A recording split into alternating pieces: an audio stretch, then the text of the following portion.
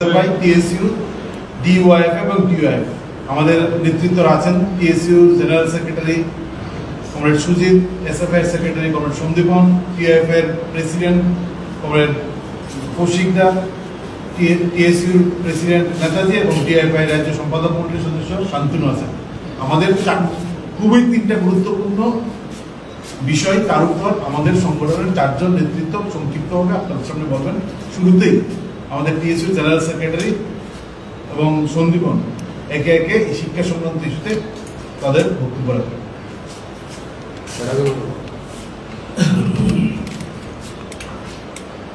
প্রথমে সাংবাদিক বন্ধুদেরকে টাটা সংগঠনের পক্ষ থেকে আন্তরিক শুভেচ্ছা জানাই। আপনারা জানেন ইতিমধ্যে আমাদের রাজ্যের শিক্ষার যে কি অবস্থা, বেহাল অবস্থা পূর্বতন শিক্ষামন্ত্রী করে গেছেন এবং বর্তমানে কি বেহাল অবস্থা আপনারা সবাই জানেন।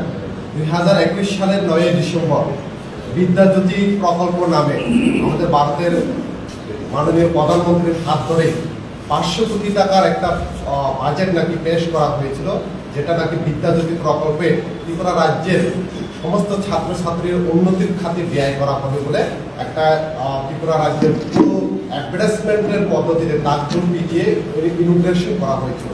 তখন নতুন নতুন সেটা হয়তোবা রাজ্যের মানুষ ভালো কিছু হবে, আমরাও ভেবেছিলাম হয়তোবা ভালো কিছু হবে।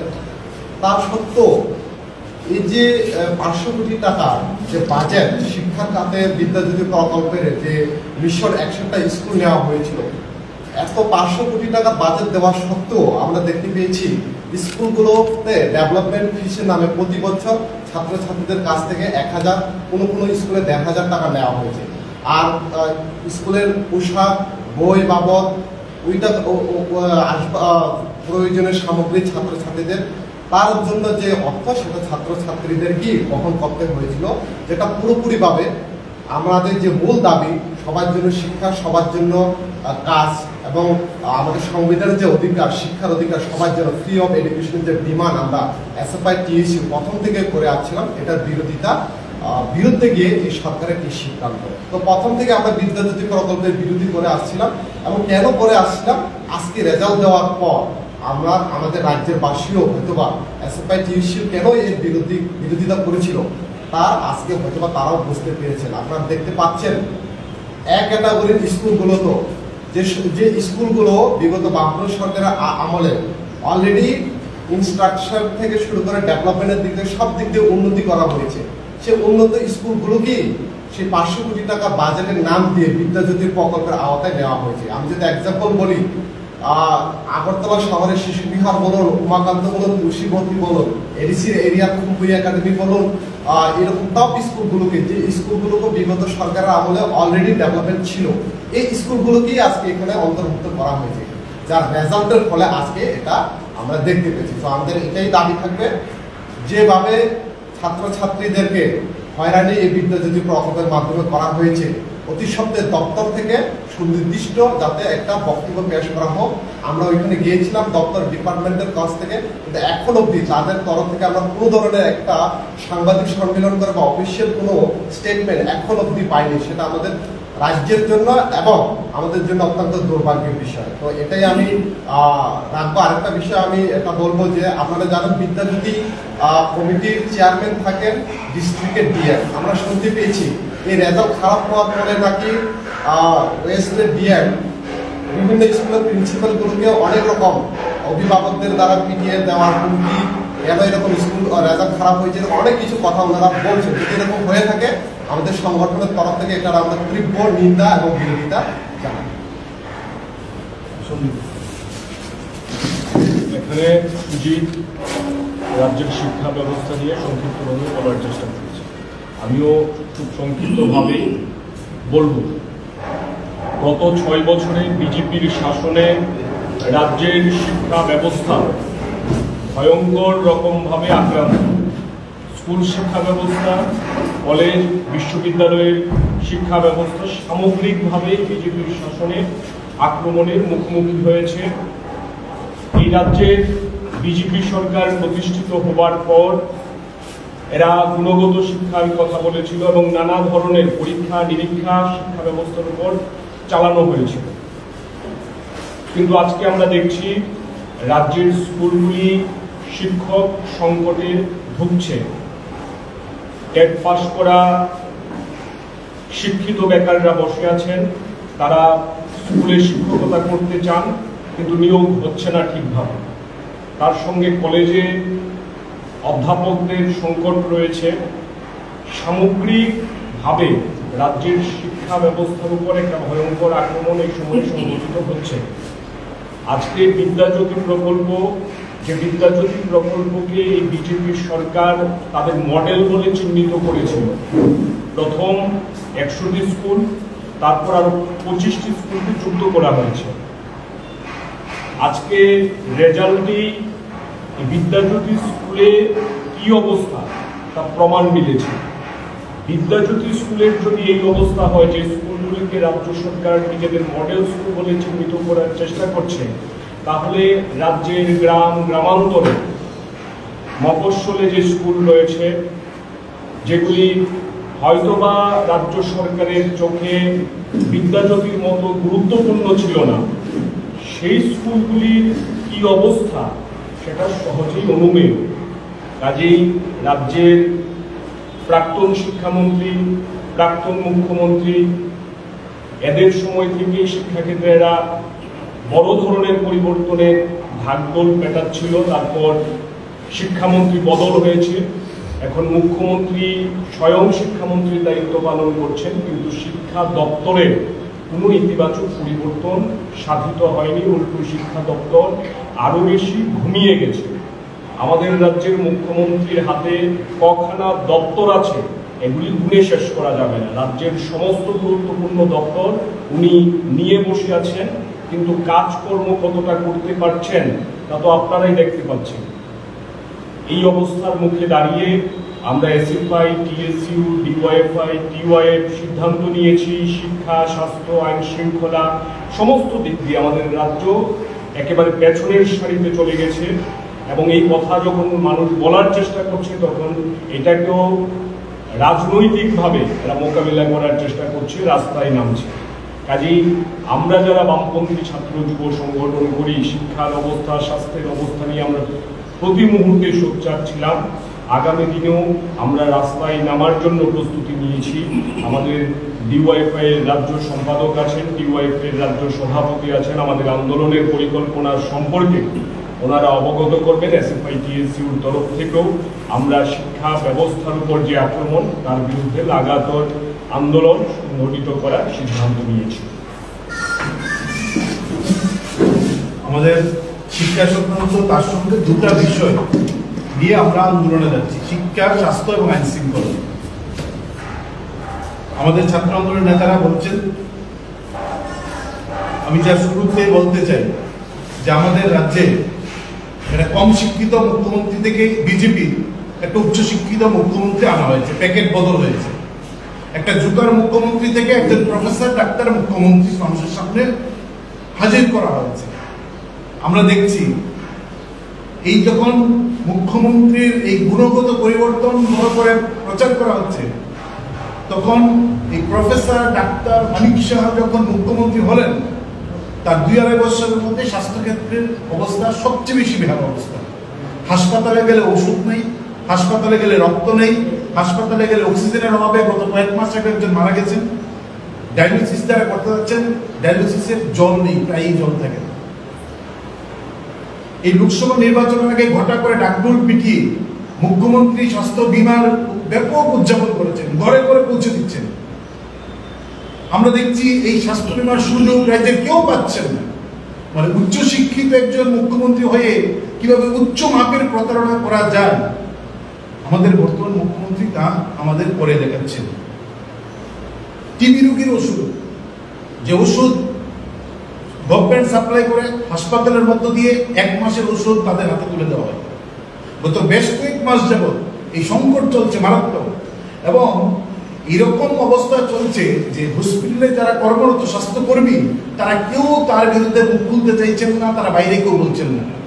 আমরা অনেকভাবেই স্বাস্থ্যকর্মী নানা হাসপাতালে জানার চেষ্টা করেছি, তারা কেউ আমাদের সঙ্গে মুখ খুলেননি। কিন্তু আমরা যখন টিবি রোগে আক্রান্ত তাদের পরিবারের সঙ্গে নানাভাবে যোগাযোগ করার চেষ্টা করেছি, তখন আমরা জানতে পারলাম যে এই প্রথম আমাদের রাজ্যে টিবি রোগে আক্রান্ত রোগীদের ওষুধের সংকট চলছে, তারা ঠিকভাবে ওষুধ পাচ্ছেন না। কোনো কোনো সময় 7 দিন, 3 দিন, 5 দিনের ওষুধ প্যাকেট করে কাগজে করে তাদের বাড়িতে ওষুধ দেওয়া হচ্ছে। এই ওষুধের সংকট চলছে। স্বাস্থ্য বীমা অচল, ব্লাড ব্যাঙ্কগুলো রক্ত স্বল্পতায় ভুগছে। কমরেড সন্দীপন সবচেয়ে বেশি উদাহরণ যে আমাদের ছাত্র যুবদের রক্তদান শিবির আক্রান্ত হয়েছে, মামলা হয়েছে, একাধিক ছাত্র যুবক আগুন লাগিয়ে দেওয়া হয়েছে, রক্তদান শিবির করা যাবে না। তাদের নেতৃত্বে তখন শ্রদ্ধা মানিক শাহ হচ্ছেন বিজেপি রাজ্য সভাপতি, আর বিপ্লব কুমার দেব হচ্ছেন মুখ্যমন্ত্রী। ধারাবাহিক আক্রমণ, এই আক্রমণের ফল কি? আজকে রক্ত সংকট, বিরোধীরা ঘর থেকে বেরোতে পারছেন না। মানুষ ডায়ালিসিস রোগীরা হাসপাতালে গেলে ডায়ালিসিসের জলের জন্য সকালে যাচ্ছেন, সন্ধ্যায় ফিরছেন কাতরাতে কাতরাতে, তার ডায়ালিসিস হচ্ছে না।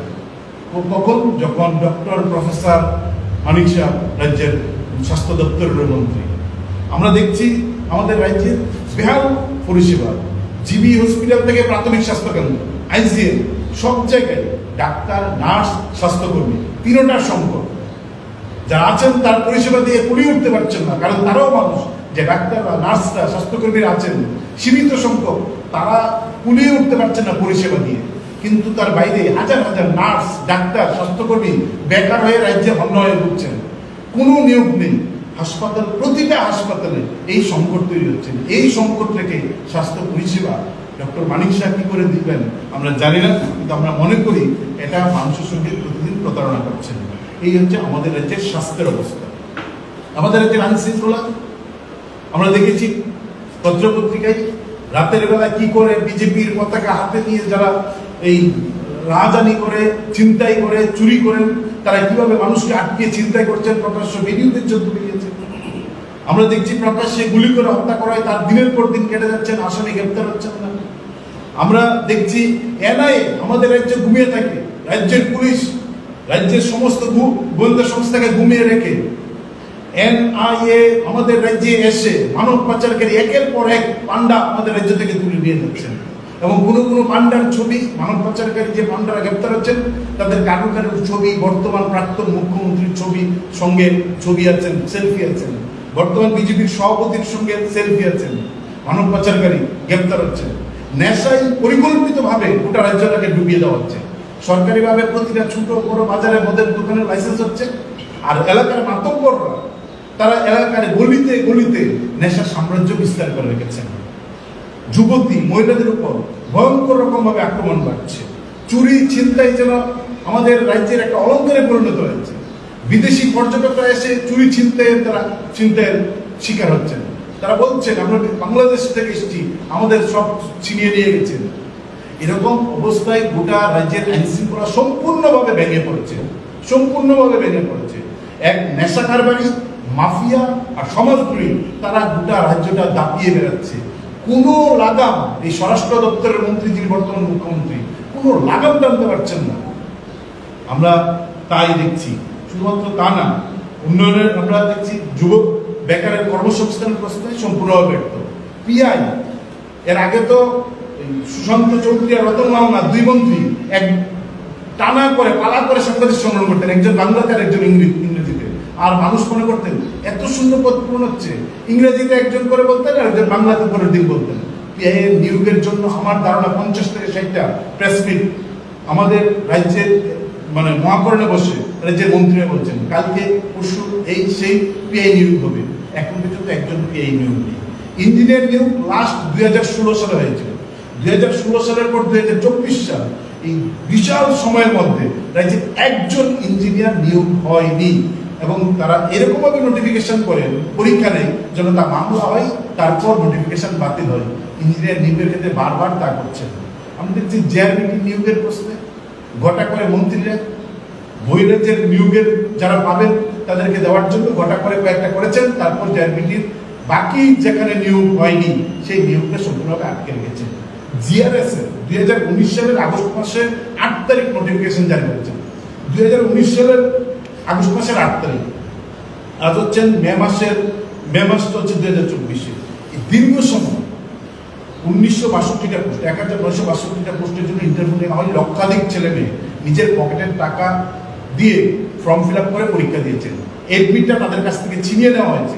একজন জিআরএস এখন পর্যন্ত নিয়োগ নেই। এই যে চলছে বেকারদের নিয়োগ বন্ধ, শিক্ষাকে সম্পূর্ণভাবে ধ্বংস করে দেওয়া হচ্ছে, স্বাস্থ্যকে সম্পূর্ণভাবে ধ্বংস করে দেওয়া হচ্ছে, আইন শৃঙ্খলা তলানিতে আমাদের বক্তব্য হচ্ছে এই যে মেধাকে বিনষ্ট করে দিয়ে নতুন প্রজন্মকে নেশায় ডুবিয়ে দিয়ে যে ভয়ঙ্কর ষড়যন্ত্র করছেন, এর বিরুদ্ধে আমরা 4টি বামপন্থী ছাত্র যুব সংগঠনের সমস্ত অংশে মানুষের কাছে আহ্বান হচ্ছে আমাদের পক্ষ থেকে যে বেরিয়ে আসুন, এগিয়ে আসুন। রাজ্য, সমাজ, আমাদের মেধা, আমাদের মনন, এই সবটাকে ধ্বংস করে দেওয়ার এক গভীর ষড়যন্ত্রে তারা লিপ্ত হয়েছে। এই ষড়যন্ত্রের বিরুদ্ধে আমাদেরকে বেরিয়ে আসতে হবে, লড়াইয়ে এই ষড়যন্ত্রের বিরুদ্ধে আমাদের এগিয়ে আসতে হবে। আমাদের রাজ্যটাকে, আমাদের শিক্ষাটাকে, আমাদের মেধাকে আমাদের বাঁচানোর জন্য এই লড়াই আমরা করছি, এই লড়াই আপনাদের এগিয়ে আসতে হবে। তার পাশাপাশি আমরা জানতে চাই এই যে ছাত্র আন্দোলনের নেতারা বললেন শিক্ষার এই হাল, আমাদের নিয়োগ বেকাররা পাচ্ছেন না, সম্পূর্ণ বন্ধ। মানে চিকিৎসক যখন মুখ্যমন্ত্রী যখন স্বাস্থ্যের এই অবস্থা, মানে অক্সিজেন, ঔষধ, জল, রক্ত কোনো কিছুই হাসপাতালে নেই, চিকিৎসক নেই, ডাক্তার নেই, এই যখন হাল, আইন শৃঙ্খলা যখন সম্পূর্ণ তলানিতে, এই অবস্থায় দাঁড়িয়ে আমাদের জিজ্ঞাসা হচ্ছে, যেহেতু তিনি বিজেপি প্রচার করছেন উচ্চশিক্ষিত, হ্যাঁ উচ্চশিক্ষিত একজন ডাক্তার মুখ্যমন্ত্রী, এই জায়গায় দাঁড়িয়ে এই ব্যর্থতার দায় স্বীকার করে মাননীয় মুখ্যমন্ত্রী তথা স্বরাষ্ট্রমন্ত্রী তথা স্বাস্থ্যমন্ত্রী তথা শিক্ষামন্ত্রী তিনি কি মুখ্যমন্ত্রিত্ব থেকে পদত্যাগ করবেন? আমাদের জিজ্ঞেস হচ্ছে, যদি নাই করেন তিনি কি দায়িত্ব নিয়ে এই ব্যর্থতাকে আরো বেশি সম্প্রসারিত করে রাজ্যটাকে শেষ করে দেওয়ার জন্য দায়িত্ব নিয়েছেন? মানুষ কিন্তু তার জন্য ওনাকে ভোট দেয়নি। আমরা মনে করি তিনি একজন উচ্চশিক্ষিত মানুষ, এই ব্যর্থতার দায় তিনি স্বীকার করবেন এবং স্বীকার করে নিশ্চয়ই এই দায় স্বীকার করে তিনি দ্রুত মুখ্যমন্ত্রিত্ব থেকে তিনি পদত্যাগ করবেন। আমরা পদত্যাগ দাবি করছি না, কারণ মানুষ ম্যান্ডেট দিয়েছেন, তো উনাকে এই ম্যান্ডেটের প্রশ্নে উনার হিসাব উনি করে এই যেন মুখ্যমন্ত্রিত্ব থেকে তিনি পদত্যাগ করবেন কিনা তার জন্য রাজ্যের মানুষকে জানান। এই প্রশ্নটা আমরা রাখছি। টিআইএফ এর জেনারেল সেক্রেটারি আপনাদের শুনতে সাংবাদিক বন্ধুদেরকে আমার সংগঠন টিআইএফ কেন্দ্রীয় কমিটির পক্ষ থেকে সংগ্রামী অভিনন্দন জানাচ্ছিলাম। প্রথমে আমি একটা জিনিস বলতে চাই কি, বর্তমানে সরকার সবকা সাথ সবকা বিকাশ এবং সুশাসনের কথা বলছে, এবং কিছুদিন আগে সরকার এর যে দল বিজেপি দল রাস্তায় বেরিয়েছে। গত পরশুদিন আমরা দেখেছি রাস্তায় বেরিয়ে বলছে কি বিরোধী বামপন্থীরা ওদের অপপ্রচার করছে। তো যা জিনিস ঘটছে আমাদের ত্রিপুরা রাজ্যের প্রান্তে প্রান্তে তার কিছুটা আমি তুলে ধরার জন্য চেষ্টা করছি, তার পাশাপাশি কর্মসংস্থান এবং কিছু ব্যাপারে এখানে বলব। প্রথমত আমাদের ত্রিপুরা উপজাতি গণমুক্তি পরিষদ এবং টিওয়াইএফ এর ট্রাইবেল ইউথ ফেডারেশনের প্রতিনিধিরা কমরেড রাধাচরণ দেববর্মার নেতৃত্বে ছামনু ব্লকে যান, গিয়ে দেখেন এখানে ম্যালেরিয়া আক্রান্ত দুইটা পরিবারের সাথে দেখা করে। প্রথমত একজন মহিলা মারা গেছেন যিনি মধ্যবয়স্ক, তারপর পরই পাশেরই গ্রামে 2 কিলো গ্রাম এরিয়ার নাম 16 বছরের এক যুবক ম্যালেরিয়া রোগে আক্রান্ত হয়ে মারা গেছে। এবং সেই মারা যাওয়ার ক্ষেত্রে লক্ষিত করা হচ্ছে কি পুরোপুরি সরকারের নিষ্ক্রিয়তা, গাফিলতির কারণে ওই এরিয়াতে সারা যে বসতি আছে এখানে ম্যালেরিয়ার ব্যাপক আক্রমণ। ওইখানে ওষুধের যে মাত্রা এবং সরকারি ডাক্তারের পরিষেবা যা প্রদান করা দরকার, একটুকু বর্তমান সরকারের পক্ষ থেকে কিছুই করা হচ্ছে না। আমরা দেখেছি আমাদের রাজ্যে ওই পাশে যে 2 কিলো গ্রামের পরেই 3 কিলো এরিয়া এটা শুরু হয়। ওই এরিয়াতে কর্ণ বাসু ত্রিপুরা 26 বছর বয়সী এক পরিযায়ী শ্রমিক ব্যাঙ্গালোরে মানে বিদ্যুতের আঘাতে প্রাণ হারায়, এবং সরকারের এই খবর পাওয়ার পরও কোনো হেলদোল নেই, কোনো অবস্থান ওরা নিতে পারেনি সরকারিগতভাবে। আমরা দেখেছি রাজ্যের বহু বহু পরিযায়ী শ্রমিক বাইরে গিয়ে কাজ করতে যায় এবং কবিন মন্দির হয়ে ফিরে আসে। সরকারের পক্ষ থেকে কোনো সাহায্যটুকু করে না। তিপ্রামথা দল, যে দলটি তিপ্রাসাদের কথা বলে সবসময়, তিপ্রাসাদের উন্নতির কথা বলে, যখন তিপ্রাসাদ আক্রান্ত হয় তাদের পক্ষে দাঁড়াতে আমরা দেখি না। বর্তমান পরিস্থিতিতে তিপ্রামথা সরকারে আছে এবং এই যে ঘটনাগুলি ঘটছে, এই ঘটনাগুলি নিয়ে একটাও আলাপ করছে না সরকারের কাছে, এইগুলি নিয়ে কোনো আলাপ করছে না। তার পাশাপাশি আমরা দেখেছি এই যে দীপরাজ দেববর্মার ফ্যামিলি কাছে আমরা গেছিলাম, বহিরাজ্যে সরকারি গাফিলতির কারণে গিয়ে আক্রান্ত হয়ে অ্যাক্সিডেন্ট হয়ে মারা গেছে, তার পরিবারের প্রতিও সরকারের কোনো দায়বদ্ধতা নেই আমরা লক্ষ্য করছি এবং সরকার নিষ্ক্রিয়। এই যে অবস্থাগুলি চলছে বেকার যুবকদের সাথে, এই অবস্থাগুলির আজ ত্রিপুরা সুশাসনের পুরা একদম ছবি মানুষের কাছে আমরা তুলে ধরলাম টিওআইএফগতভাবে। ত্রিপুরা রাজ্যের যে আনএমপ্লয়মেন্ট রেট 7.6% আনএমপ্লয়মেন্ট রেট, এবং ত্রিপুরা রাজ্যে নর্থ ইস্টের ভিতরে 1 নম্বর ত্রিপুরা রাজ্য আনএমপ্লয়মেন্ট রেট হচ্ছে। এই ত্রিপুরা রাজ্যে বর্তমান অবস্থাগতভাবে আমরা দেখেছি প্রায় 30,000 শূন্যপদ খালি আছে বিভিন্ন সরকারি দপ্তরে, পুলিশ দপ্তর, ফায়ার সার্ভিস, ইলেকট্রিসিটি, হেলথ, স্বাস্থ্য দপ্তরে ডাক্তার, নার্স, প্যারামেডিক্যাল স্টাফ, এইগুলি সব দপ্তরে শূন্যপদ খালি আছে। কিন্তু সরকার পক্ষ থেকে এই বেকারদেরকে চাকরি পাইয়ে দেওয়া বা জুগিয়ে দেওয়ার ক্ষেত্রে কোন ভূমিকা নিচ্ছে না। আমরা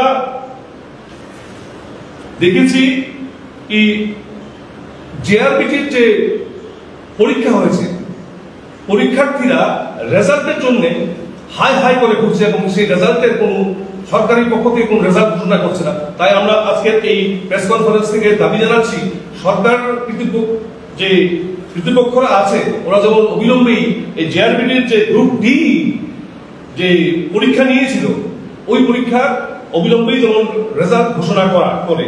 তার পাশাপাশি আমরা দেখেছি আমাদের রাজ্যের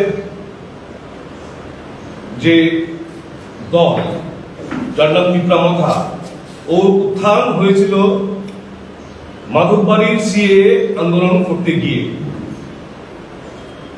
সারা দেশে সিএ সার্কুলার জারি করে দিয়েছে কেন্দ্রীয় সরকার, কি দেশের প্রান্তে প্রান্তে রাজ্যে রাজ্যে যেমন সিএ চালু করে।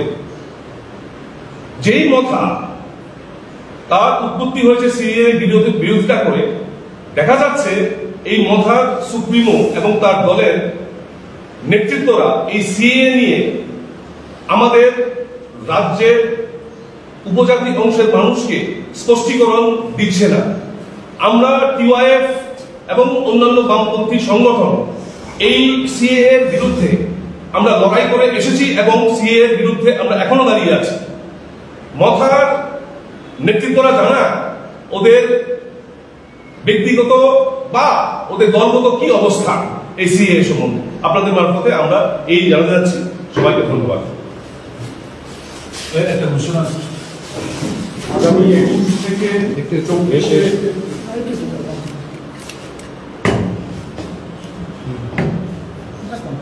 আমরা 4টি বামপন্থী ছাত্র যুব সংগঠন একত্রিতভাবে সিদ্ধান্ত নিয়েছি আগামী 21 থেকে 24 মে সারা রাজ্যে শিক্ষা, স্বাস্থ্য এবং আইন শৃঙ্খলার যে অবনতি, বিজেপি সরকার এবং মুখ্যমন্ত্রী মানিক সাহার ব্যর্থতার বিরুদ্ধে আমরা রাজ্য জুড়ে সরব হব।